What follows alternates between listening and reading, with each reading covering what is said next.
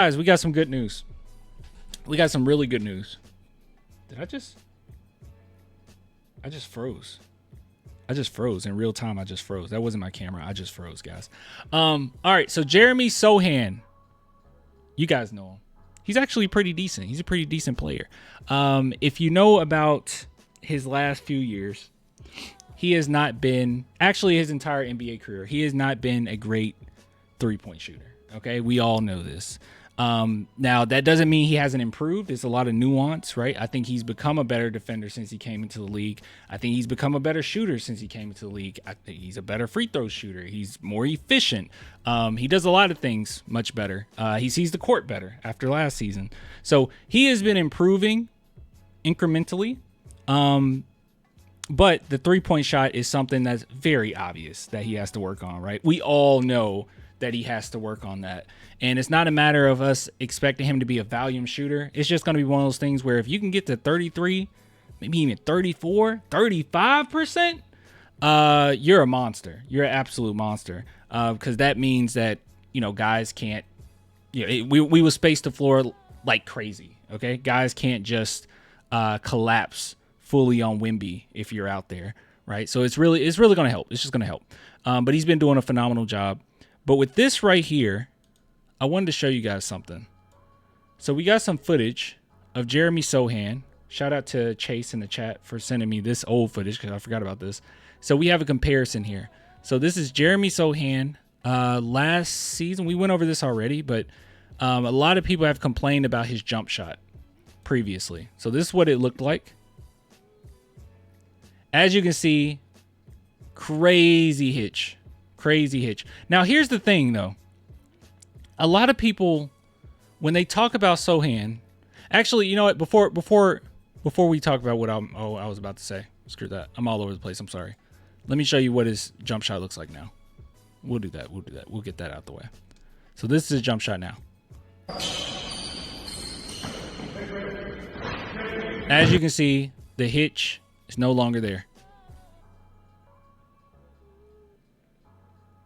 Here's a slow motion. Here's some slow motion. You can see he's very comfortable taking that shot. Very comfortable. Absolute workhorse. ADHD going crazy tonight? Yeah, I don't know. I don't have ADHD, I don't think, but yeah, so as you can see, he looks great. He looks absolute great. Apparently working with Coach Morris. All right, so this is what I had to say. All right, so a lot of people, they see jump shots, and when they're a little rough around the edges, they instantly say, oh, it's broken, right? But if you've been keeping up with the San Antonio Spurs at all, you know every single thing that they've done when it pertains to Sochan has been for a reason, right? It seems like that whole hitch was them just emphasizing to put a little bit more arc on the shot. That's all I think that was. It's just put more arc on the shot. We've seen, the free throws. This isn't a gimmick, right? They're not doing it to be cute. Even though obviously he has the eccentric hair, the personality and everything. You see him shoot with one hand. You're like, oh, this guy's crazy. But no, there's reasons for it, right? So all I'm trying to say is this right here is just a process. And I think with this hitch, he knew that, hey, I'm not going to be that efficient of a shooter, even though he did shoot 30%. He started off like 37%, which was crazy.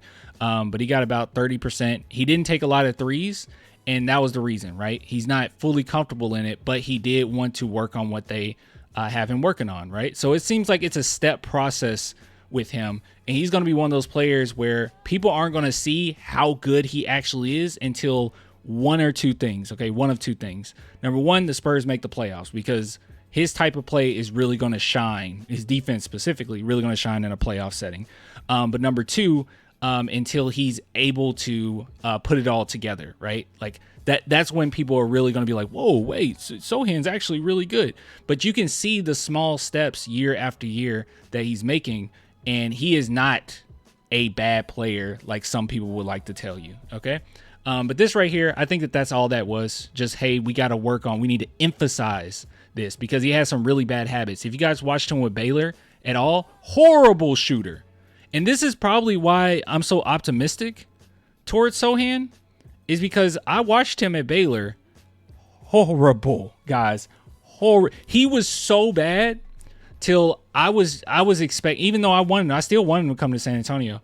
I was never expecting him to be a good 3-point shooter or a shooter at all. Like I was like, it's not going to be there, right? I knew what he could do versatility wise defensively. I knew that he had some high basketball IQ on both ends of the court. I knew that he had all that, right?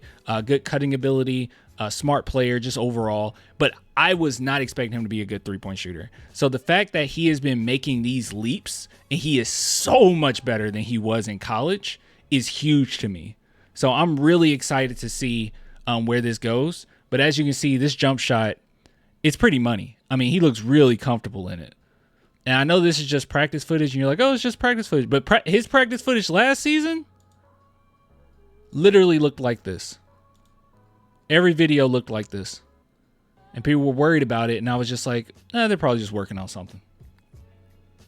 It is the fluidity of the form that is crazy. Rough shooters who develop some type of shot typically have a very mechanical form. His is great. Yeah. So that's all I'm saying. They have to get rid of. I mean, these are hundreds upon hundreds upon hundreds upon hundreds upon hundreds of shots that they're putting up to practice this, and they're just trying to emphasize that wasn't going to be a shot forever. They were just trying to emphasize, specific mechanics to them, like one step at a time. Spurs are really good at doing that, and they weren't concerned with how fans would feel about it. And yeah, he's trusting the process. He's trusting the coaching staff.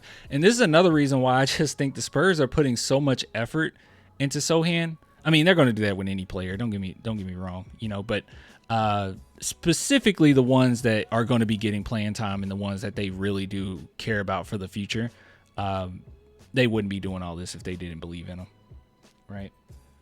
He would have already been in trade talks. So anyways, just wanted to show you this. This is actually big news. This is good news. And if you're worried about his shot, it is getting significantly better. And you can see that arc that they were working on is definitely there. It looks better. So, yeah. Not going to lie. Clan turned me into a Jeremy lover. There we go. There we go. The agenda is working. He actually is a really good player, bro. He's a very nuanced player. I don't like players just because, right? Like, okay, let me rephrase that. Anybody that's on the San Antonio Spurs, I'm going to be a fan of yours because you're on my team, right? Even though I'm not crazy about Keldon Johnson, right? I still love him.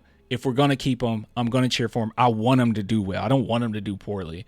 Now, with DeJounte Murray, I kind of wanted us to step away from that after a while. I was like, yeah, this isn't going to work out. This is going to pan out. But, for the most part, if you're on the team, I'm there for you. No matter what. I'm not going to trip about it.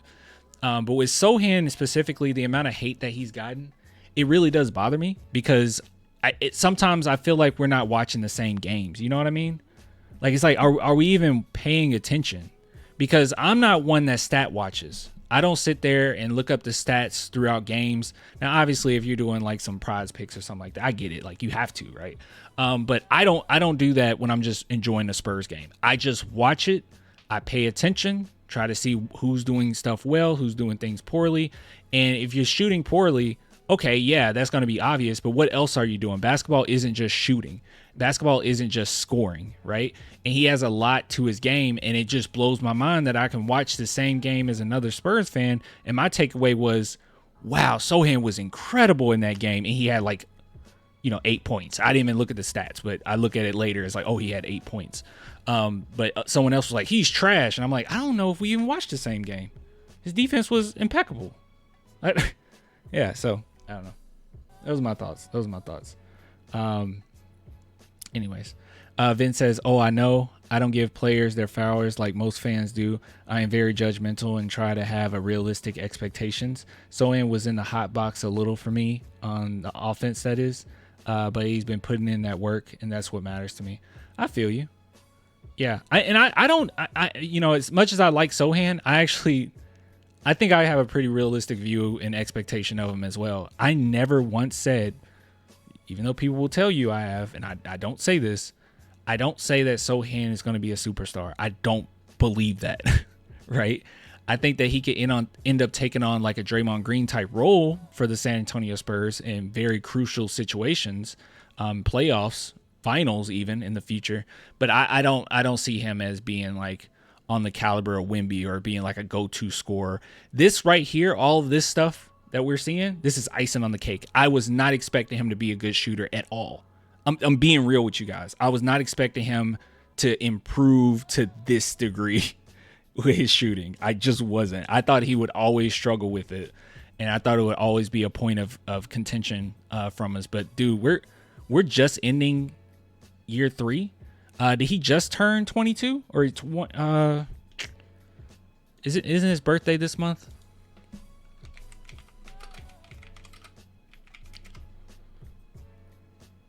When is his birthday?